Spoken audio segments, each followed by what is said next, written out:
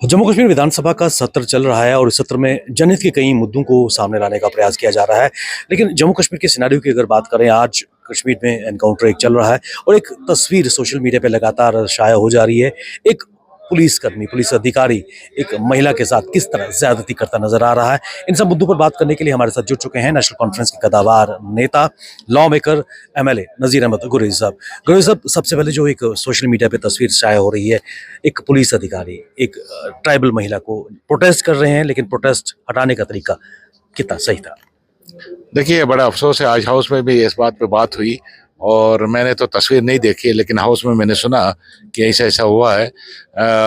ये इस रियासत की बस बदकिस्मती है कि पुलिस पे कंट्रोल हमारा है नहीं। और हम गवर्नर साहब से अपील करेंगे कि ऐसे अफसरों को कतई तौर बख्शा न जाए। जो एक औरत को हम ये मानते हैं, वो सबसे मुतबरक मानते हैं, और उसको आप लातों और गोशों से मारोगे, ये कतई बर्दाश्त नहीं होगा। और इस बारे में एहतजाज हुआ और उसके अंदर तमाम नेशनल कॉन्फ्रेंस मेंबरान ने इस मुद्दे को उठाया और ऑनरेबल चीफ मिनिस्टर साहब से गुजारिश की कि वो हमारी जो ये जज्बात हैं उनको कंसर्न क्वार्टर्स तक पहुंचाए कि ये चीज़ें बर्दाश्त नहीं होंगी। तो जब 3 दिन में, क्योंकि इससे पहले पीएचई वाले एक शांतिपूर्ण प्रोटेस्ट कर रहे थे, गुलगाम की अगर बात करें, वहां पर भी एक शांतिपूर्ण प्रोटेस्ट चल रहा था ट्राइबल्स के द्वारा। उनके जो डेथ्स वहां पर लगातार बॉडीज मिली है, तीसरी बॉडी भी वहां पर निकली है वसु नाले से। क्या कहेंगे, कहीं ना कहीं अकाउंटेबल बनाने चाहिए अगर होम के लॉ एंड ऑर्डर होम के पास? इसीलिए तो हम कह रहे हैं कि स्टेट का होना ज़रूरी है, क्योंकि अगर जब तक स्टेट नहीं होगी तो ये चीज़ें होती रहेंगी और कोई बास पुरुष करने वाला नहीं होगा। अगर आप एक आदमी को इंडिपेंडेंस देंगे कि जो वो मर्जी है करे, तो फिर वो खतरनाक से खतरनाक होता जाएगा। तो हम गुजारिश करते हैं, बार बार गुजारिश करते हैं कि स्टेट वापस आए और स्टेट दें, ताकि यहाँ के लोगों के हाथ में बागडोर हो और फिर इन चीज़ों पर कदगन लगाया जाए। और गवर्नर साहब से हम फिर एक बार अपील करते हैं, पुरजोर अपील करते हैं कि ऐसे ऑफिसर्स के खिलाफ कड़ी से कड़ी कार्रवाई करनी चाहिए। एक चीज और भी जानना चाहेंगे, एक मुद्दा पिछले दिनों गर्माता रहा था जब श्रीलंकन ने क्रिकेटर को जम्मू डिवीजन में कठुआ में जगह दी गई थी उसकी सिलोन बेवरेजेस के लिए, और उसके बाद कई सौ कनाल जगह कई पार्टीज को जम्मू संभाग में दी गई है। सबसे ज्यादा जो थे दिल्ली से आए, उसके बाद हरियाणा से आए। किस तरीके इसको देखेंगे जो जमीनें खासकर जम्मू कश्मीर में दी जा रही है? देखिए, जब 370 को हटाया गया तब यहाँ कहा था हम दूध की नहरें बहाएंगे और हम इन्वेस्टर्स को बाहर से लाएंगे। ये हमें मालूम नहीं था कि यहाँ रेवड़ियाँ बांटी जाएंगी और 500 लोगों को जो बाहर के हैं यहाँ पर ज़मीनें दी गई है और हज़ारों कनाल नहीं, लाखों कनाल की ज़मीनें उनको बांटी गई है। हम पूछना चाहते हैं कि गवर्नमेंट को इन्वेस्टिगेट करना चाहिए, कितना उन्होंने फैक्ट्रियाँ लगाई, कितने लोगों को मुलाजमत दी।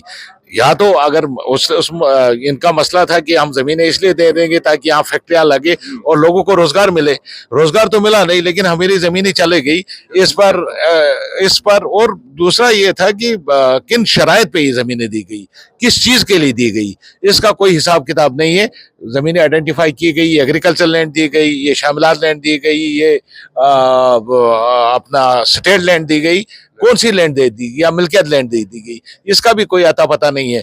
और इस पे गवर्नमेंट को चाहिए कि एक टीम को बिठा दें, इन्वेस्टिगेट करें इन तमाम केसों को, केस बाय केस तहकीकात करें, किन लोगों को जमीन मिली और किन लोगों ने यहाँ फैक्ट्रियां लगाई और कितने लोगों को रोजगार दिया। अगर पिछले 10 साल में ये इन्वेस्टमेंट नहीं ला सके तो मेरी पुरजोर अपील होगी गवर्नमेंट से कि ये जो एग्रीमेंट्स हुए हैं इनको कैंसिल करना चाहिए। नेशनल कॉन्फ्रेंस लगातार पीडीपी पर आरोप लगा रही है कि जो गठबंधन भाजपा और पीडीपी का हुआ था, उसके बाद जम्मू कश्मीर के हालात खराब हुए थे और रिवोकेशन ऑफ 370 स्टेटहुड अपने हाथ से निकल गया। पीडीपी का ये कहना है कि जम्मू कश्मीर के असली हालात 1987 जो पोल्स यहाँ पर रिग हुए हैं तब से शुरू हुए हैं। कब तक पीडीपी वाले 87 गिनते रहेंगे? 87 कॉज नहीं था। अगर हम उस मुद्दे पे आ जाएं तो फिर बहुत सारी बातें निकलेंगी कि ये कहाँ से शुरू हुआ। ये 75 से शुरू हुआ, 75 से। ये 75 से यहाँ साजिशें की गई इस रियासत को कमज़ोर करने के लिए, यहाँ की लीडरशिप को कमज़ोर करने के लिए। और उसमें कौन लोग शामिल थे अब हम बोलना नहीं चाहते हैं। कुछ लोग यहाँ से इस दुनिया से चले गए हैं जो लोग शामिल थे इसमें, इस रियासत को कमज़ोर करने के लिए, और आखिरी कील भी उन्होंने ही गाड़ा इस रियासत में। जब यहाँ इन्होंने पीडीपी और नेशनल ये अपना जो बीजेपी का गठबंधन करके आखिरी कील भी उन्होंने गाड़ी और पहली कील भी उन्होंने ही गाड़ी थी। 75 से यहाँ कोई नहीं मिला उनको सिवाय एक आदमी के, वो कौन है सब जानते हैं। इस वक्त सरकार नेशनल कॉन्फ्रेंस लेड गवर्नमेंट चला रही है, चुनौतियां साफ काफ़ी हैं क्योंकि जब से सरकार संभाली है ट्रेजरी खाली थी, खजाने खाली थे, लेकिन उम्मीदें लोगों की आपसे काफ़ी जुड़ी हुई हैं। किस तरह आने वाले समय में और सदन के माध्यम से उन उम्मीदों को पूरा करने का प्रयास किया जाएगा? ये खुद सोचिए, जब मैं फिर वही बात आऊँगा 370 हटाएगा तो कहा दूध की नहरें बहाएंगे, लेकिन आज पता चलता है 10 साल के बाद 370 हटाने के बाद 6 साल के बाद कि ये खजाना खाली है, कोई रुपया नहीं है, कर्जे उठाए गए हैं और आप मतलब क्या क्या नहीं किया गया है इस रियासत के साथ।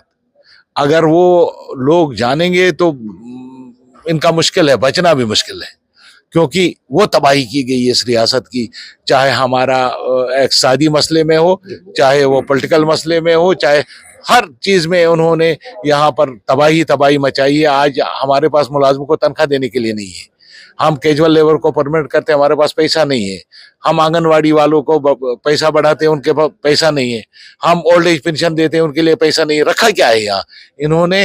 मतलब अगर 10 साल में, अगर इन्होंने 6 साल में यहाँ पावर प्रोजेक्ट 10 शुरू करके उनको ही कंप्लीट किया होता, आज ये रियासत भीख नहीं मांगती। यहाँ का वजीर आला भीख मांगने दिल्ली नहीं जाता।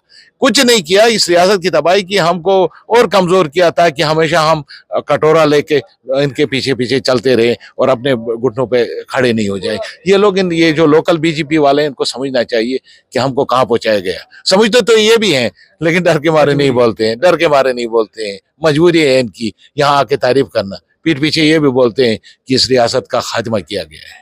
वैसे आपकी जो अपनी कॉन्स्टिट्यूंसी है उसको अब पर्यटन के हवाले से बढ़ावा देने का प्रयास किया जा रहा है, ऑफ बीट टूरिस्ट डेस्टिनेशन, क्या कहेंगे? मैं खुश हूँ, लास्ट ईयर 1 लाख लोगों ने वहाँ विजिट किया।